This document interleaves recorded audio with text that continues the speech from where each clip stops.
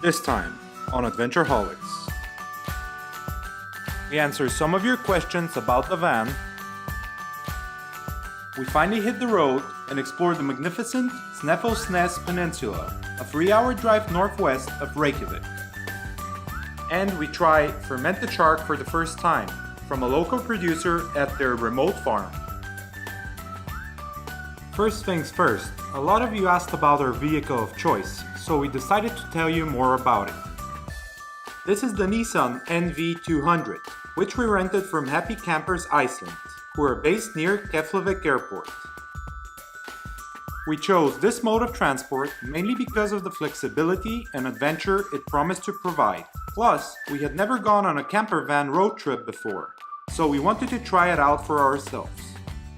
We hope you enjoy the following practical tour of our van, and don't hesitate to ask us additional questions below.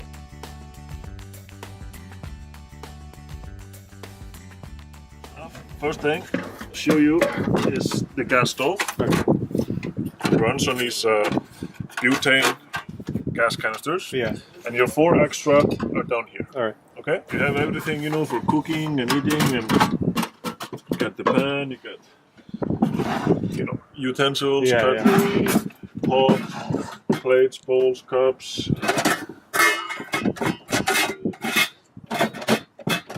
This is the cooler. You have reading light, and this is the extra heating system.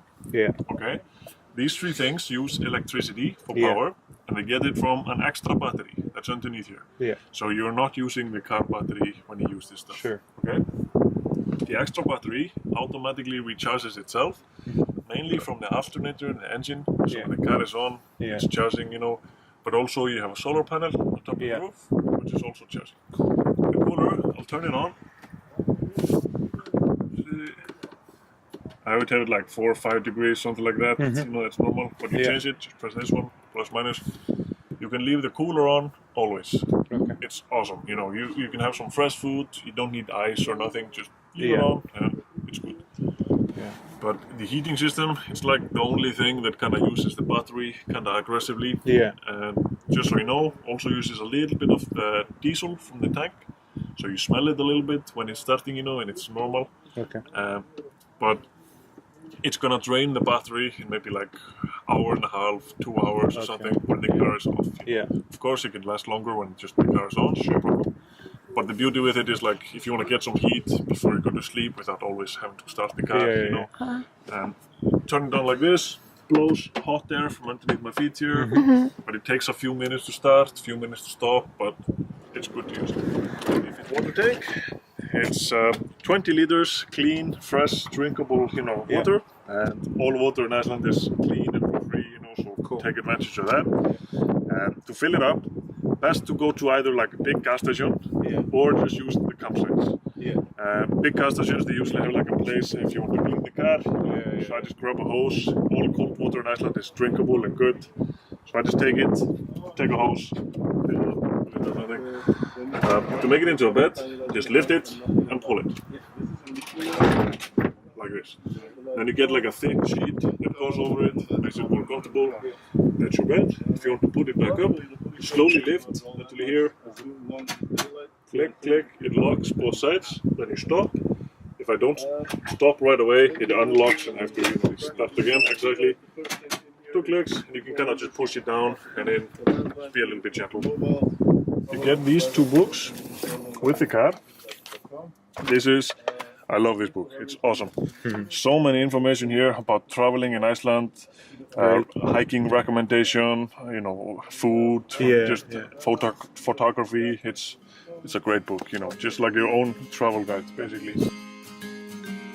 All in all, the van came well equipped as standard. There was also a lot of additional gear available for rent. In our experience, a warm sleeping bag was definitely a must, as in September temperatures fall to freezing overnight, and you can't run the heating all the time as it drains the battery.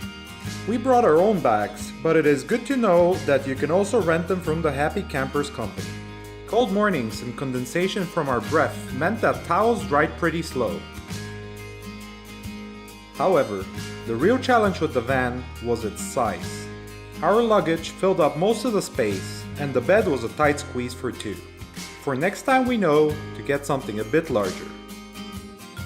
As you would have noticed, there was no onboard shower or toilet. But not to worry, Iceland has many well-equipped campsites where we took care of that. Unfortunately, as Iceland has become a popular camping destination, the law was changed to allow overnight stays only in designated camping grounds, or on private property with the consent of the owner. This was a bit disappointing, but totally understandable considering the number of tourists traveling around Iceland in a van. Now that we answered some of our viewers' questions, we're ready to set off on our very first leg of our circumnavigation of Iceland. Our plan was to set off early from Reykjavik and hit the road for the Snæfellsnes Peninsula. It's a mouthful, I know, and I'm still not convinced I got it right. According to our Lonely Planet guide, we had a lot to look out for. As we were about to find out, Iceland was all about the journey rather than the destination. Natural beauty was all around us every second of the way. Without further ado, we leave you with the pictures to judge for yourself.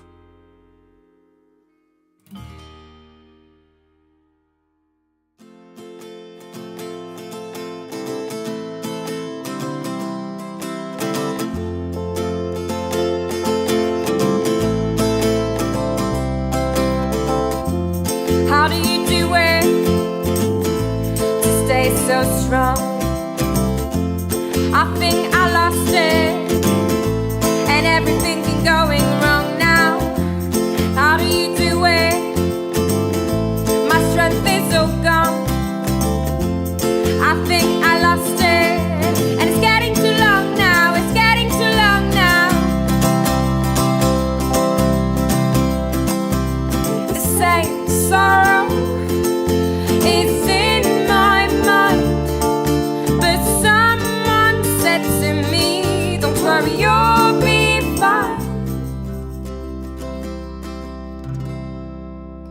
You just have to be cool about it, cool about it. There is no rule about it, rule about it. You just have to be cool about it, cool about it. Stop being cruel to yourself. You just have to be cool about it, cool about it. There is no rule about it, rule about it. You just have to be cool about it, cool about it. Stop being cruel to yourself.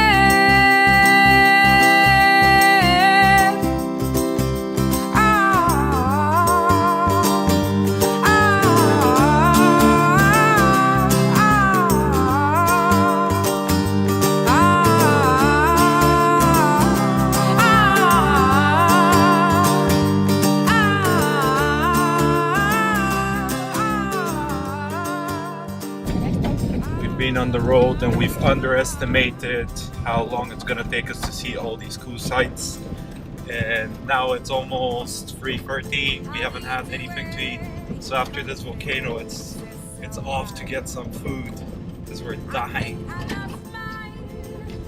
Alright, let's see how the volcano looks. How do you do it to not show what's inside? In my case, I show it all the time. It's getting out of line now.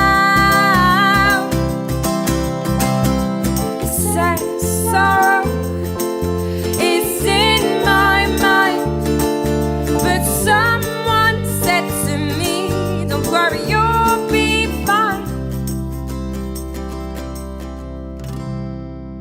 You just have to be cool about it, cool about it. There is no rule about it, rule about it. You just have to be cool about it, cool about it. Stop being cruel to yourself. You just have to be cool about it, cool about it. There is no rule about it, rule about it. You just have to be cool about it, cool about it. Stop being cruel to yourself. So we're so hungry, guys, but it seems like both of our options are closed. Both of these cafes, this one and another one we went to, are in really small towns, and those small towns don't look like they have anything open in September. So, I don't know, we might have to make eggs and bacon.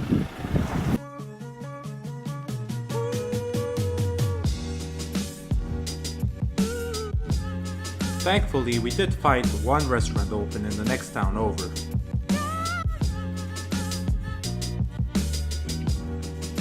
I was so hungry that I totally forgot to say anything about the food. Anna ordered the wild sea trout, and I had the catch of the day, which was seawolf. For dessert, we had tiramisu, like tiramisu but made with Icelandic yogurt. Get it?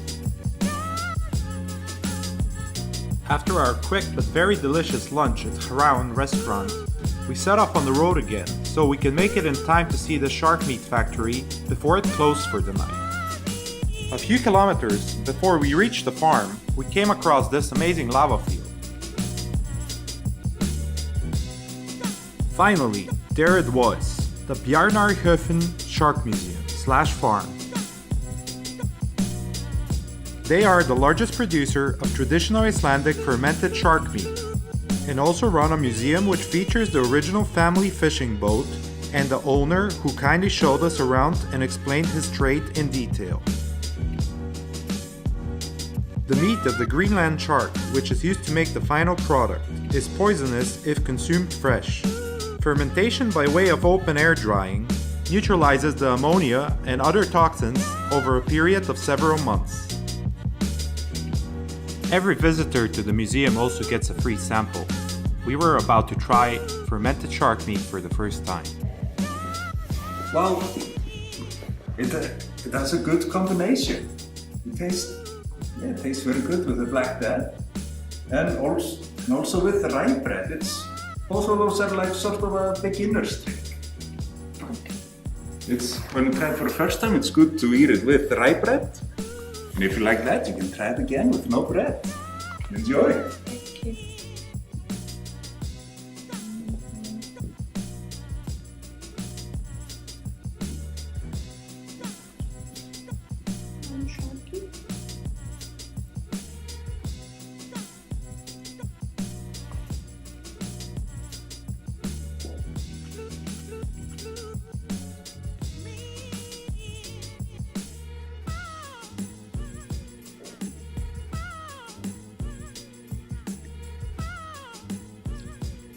So, what?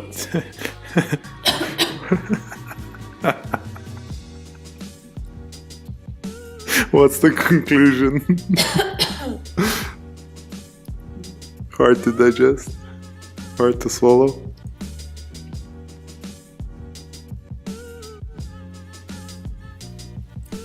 I'll go for one more. Yeah? Without the bread.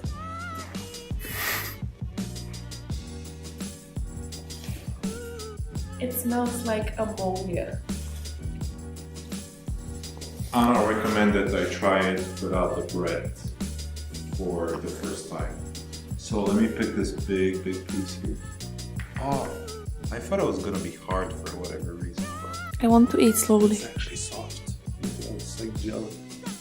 Jelly. Eat slowly.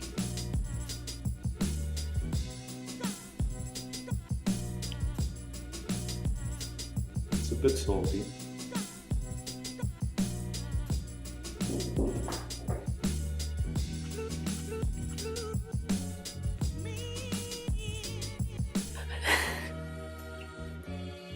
And then at some point it develops this ammonia or like a weird taste. But I wouldn't choke on it like you did.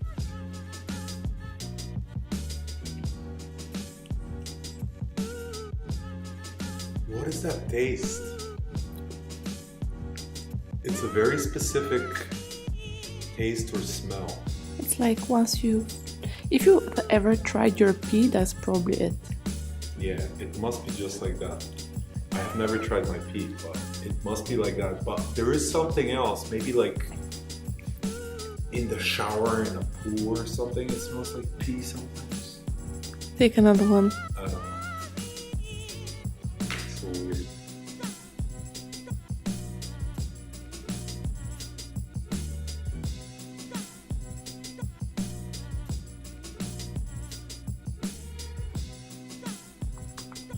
Look at this fermented shark meat. This is the drying house where all of the fermented shark is drying for consumption in a couple of months.